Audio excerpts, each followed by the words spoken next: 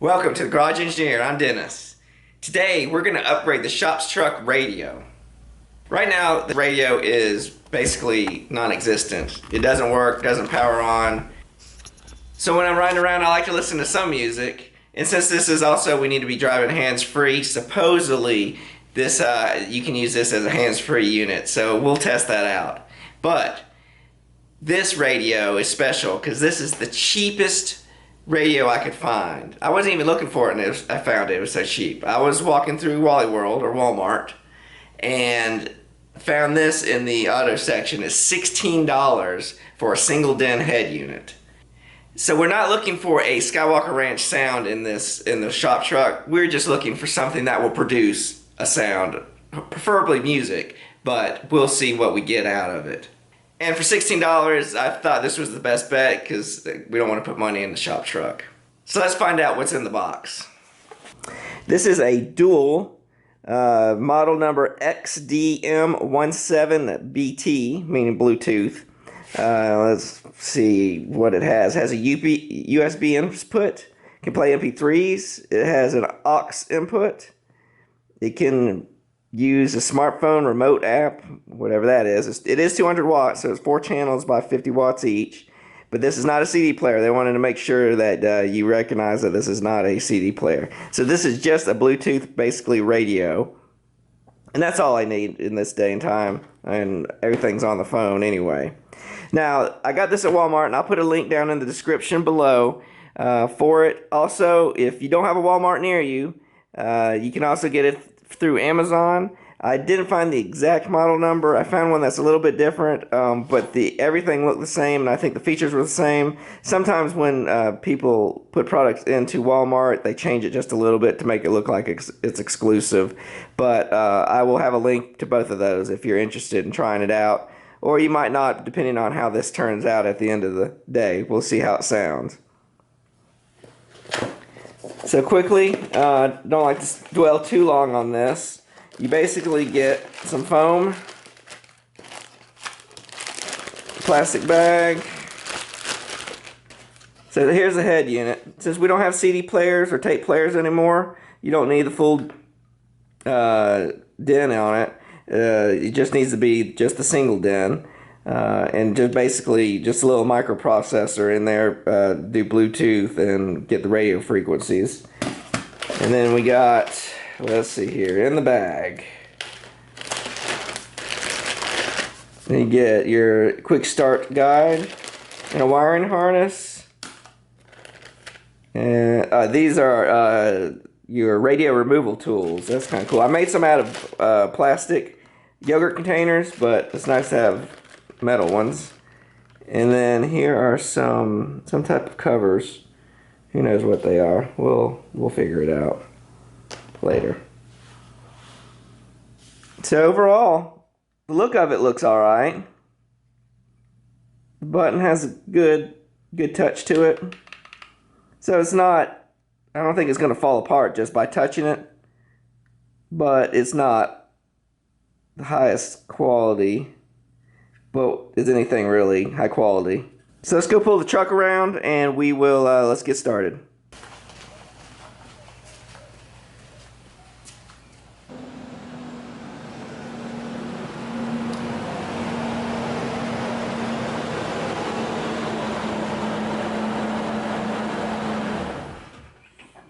So we got the shop truck last summer. It had a blown head gasket, so we did the major work, got the heads replaced. It's pretty much at a point now that we can use it as the shop truck to go pick up material. So now we get down to the nitty-gritty stuff of what's broken on it, just to make it more creature comfort. And the big thing is this radio. So basically this is a Kenwood head unit, KDC 2011S. Probably a staple in the late 90s, early 2000s. I mean, it's not a bad one. It has a detachable face, but I just can't get it to work. See, it's getting power to it, you can see it, but it's not getting power to the head unit. So maybe we'll do a tear down and break it down to see what's going on with it, but from what I did, I didn't really see anything. So basically this radio is not in here that well. You can just pull it out. And here is the antenna. That's done. And this has the wiring harness kit. I guess this is the original. There you go. We definitely reuse it. So basically the gray here is the power, and the black is your speakers. So what we're going to do is we're going to use their wiring harness and connect it to, yeah, we might be able to use it. Let's go compare to see if this wiring harness is the same as what came on the radio. If it's standard, that'd be great and we don't have to mess with it, but we'll have to take a look at it. So that's what I figured. Here's the harness connected to the Kenwood, and this is Kenwood's proprietary connector. And here is just the standard, I don't know, that kind of what they use in computers. I forget the name of it right now, but basically this is what we're using in the new radio. So we're gonna have to do a little splicing up.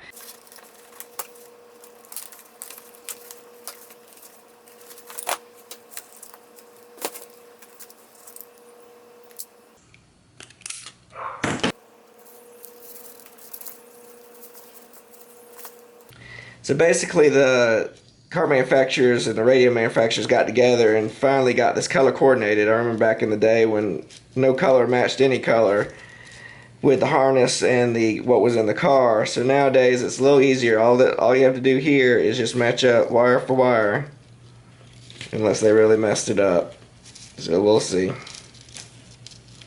Don't forget your heat shrink. That's important. Get a little bit of solder on here. Heat it up. We're going to get some solder on there. We're going to heat it up. And we'll just repeat this, 12 times? Let's see, 11 times. You got 4 speakers, 2 sets of wire for each speaker. And then the power, the accessory, and the ground.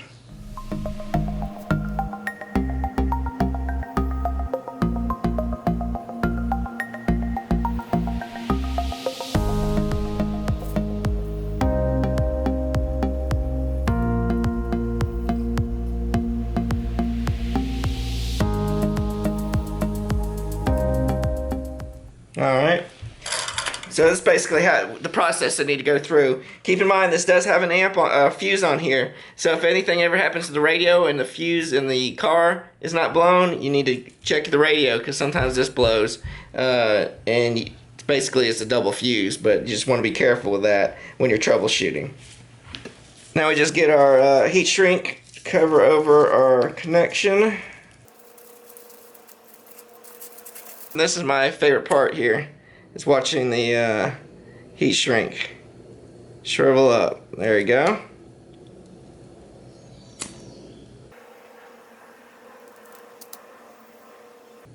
I need to get some more heat shrink, and I like the ones with the line coating inside to make it more waterproof, but for right now this will do. So I'm going to repeat the process with the speaker wires, and we'll connect that to the other harness here.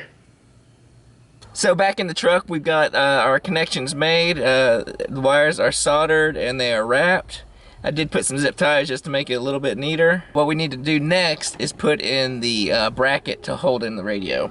So now we just connect the bracket on, like so. And the speaker bracket. There you go. Now we just take the mounting bracket here, stick the wires through,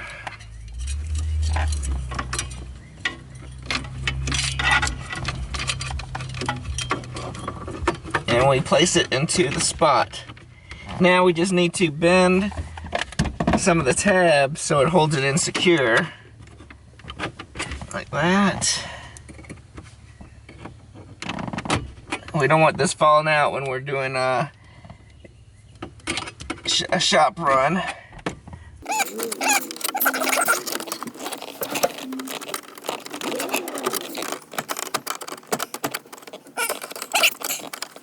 And the metal is bending, so hopefully we won't.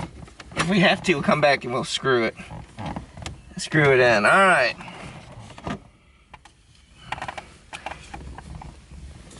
So now we'll just take our head unit. Put that in. Let's get our antenna out. Where's our antenna? There it is. The antenna. Pretty simple. There you go. Now, make sure everything's connected. Let's cut our zip ties before we put it back in there.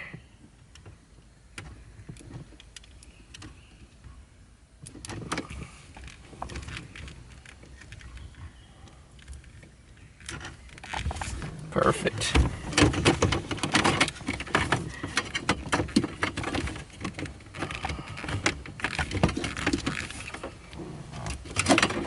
Just gotta get all that wiring back in there.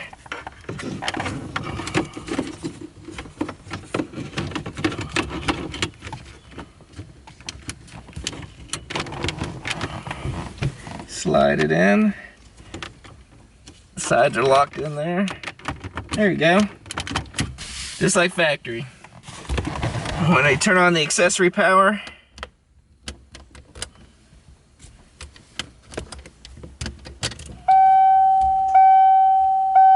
oh, we got it's lighting up. That's good. Static.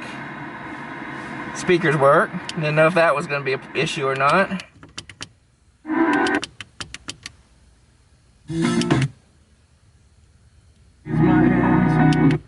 We're getting some music. That's good.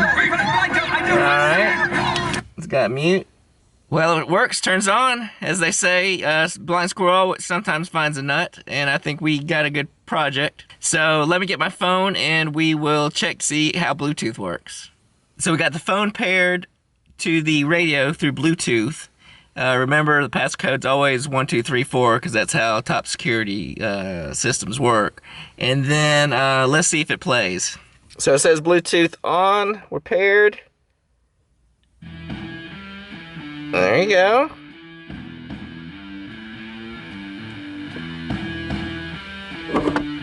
So I can only hear sound coming from the driver's side speakers. I'm gonna have to test that. I'm not sure if the passenger speakers are blown, but one speaker's all you need to listen to music.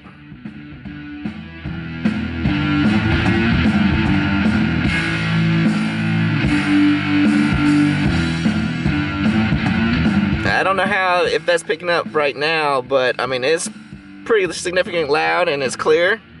And I can hear the speaker behind me, the bass is kicking pretty good for being factory speakers. So let's see.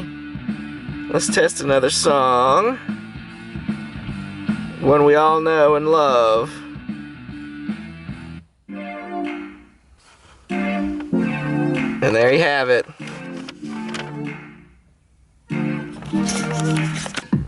Well, you know what that music means. We're getting to the close of our video.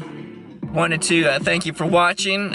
Just wanted to have fun and find a radio for the shop truck, and ended up finding a $16 radio, which is it's astounding. Electronics is so cheap these days.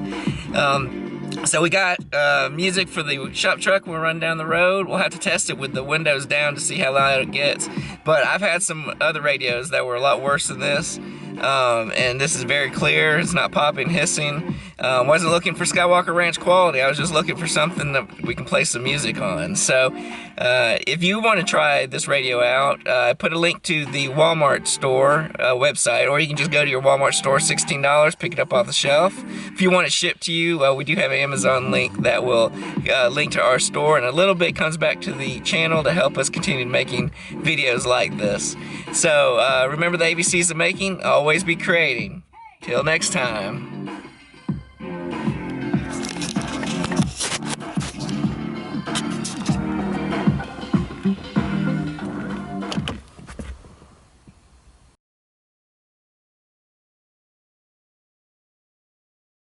Okay, so we've had the radio installed in the shop truck for about a week, and we've had a couple runs picking up parts, and we've used the radio. So I have a pretty good feeling of how my opinions of how I like it, and I wanted just to share that with you pretty quickly. The first is sometimes when you have these Bluetooth wireless connections, they take a while for it to link. This is very quick, and let me show you that right now. So when you turn on your vehicle, it takes a second to warm up, but it says not paired, but then in one, pretty much it says linked. So that's pretty quick. Sometimes it takes a little longer for other systems to find your phone, but that's what I really like, is that you turn on the car and it's ready to go to play music. So I did test hooking up the, so you got a USB port over here and the auxiliary port. I hooked that up to the phone. I think when it charges your phone, it's telling me it's a slow charge, so it's not going to be a lot of amperage. I think it's more for their iPlug app, and it didn't look like it had good reviews. I'll probably never ever use it, so I probably won't be reviewing it in this video. But I did want to mention that if you do have a device such as a Sony Walkman or a Sony Player or something, anything with a headphone jack, you can hook it up to the auxiliary port right there, and then get your music to pipe in through that way if you don't have Bluetooth. So that's more of the older sound equipment. But nowadays, most everything has Bluetooth, and the Bluetooth works wonderful, so I would just go that route. So with Bluetooth and radio, $16, you can't beat it. I did want to show an example of the sound while we're at speed and what it sounds like. Before we get going, I wanted to talk about the hands-free part of it. It does pick up, and you can hear very well. And speaking to the other person on the line, they said they could hear me. It did sound like I was kind of in a windy tunnel, but I mean, I've had other systems and they've said the same things. Now, I wouldn't use it for a conference call with a client or for an important conversation that you need to have, but it is usable if you needed to make a quick call and talk to somebody, and you'd be able to communicate well with it. Okay, as we get going to our next appointment, we're going to show you what it sounds like while we're driving at speed. So, and this is a manual transmission, so I'm going to try to balance the camera and try not to do too much and just focus on driving, but I will be showing you. So let's get the music going. This is through Bluetooth. And it sounds pretty good. I can still hear the vehicle's engine. And you're going to hear a little bit of road noise, but this is a truck too, so I mean, you can't really expect very much. It's just part of owning a truck. So here we go, let's get going.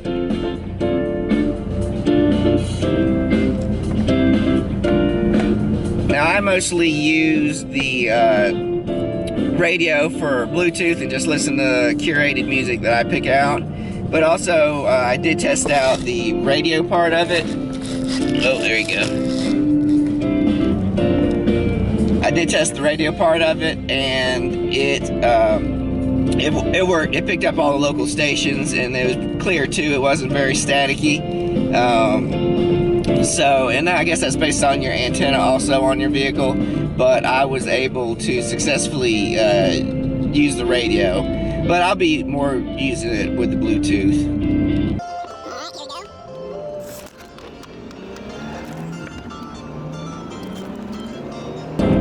Alright, lost you there for a second. Here, we're on the road now. It's like juggling act, trying to juggle, shifting gears and trying to drive. So, we are going 45 now. And I'm starting to hear, I do have tire road noise, but I mean typical truck noise. But here we go, we're going to turn it up.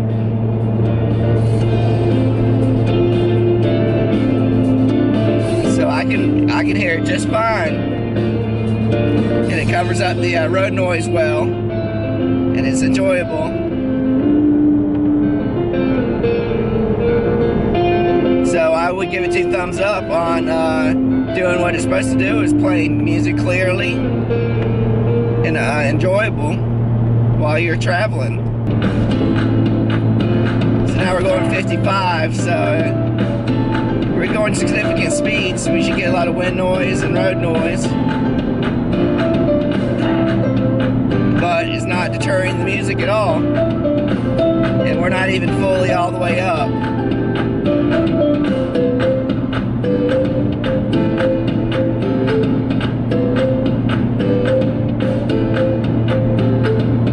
got some give in it.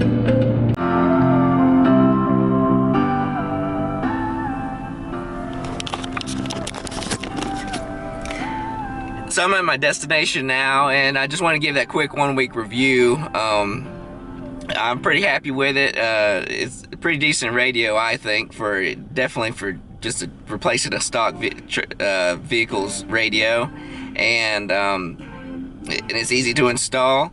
Especially for 16 bucks, you can't beat it. So it's got me thinking over the week that I've enjoyed it so much that I think I've got another project that I'm going to use it for, and it's not going to be in a vehicle. It's going to be something a little different. So keep an eye out for that, and thanks for watching. Till next time.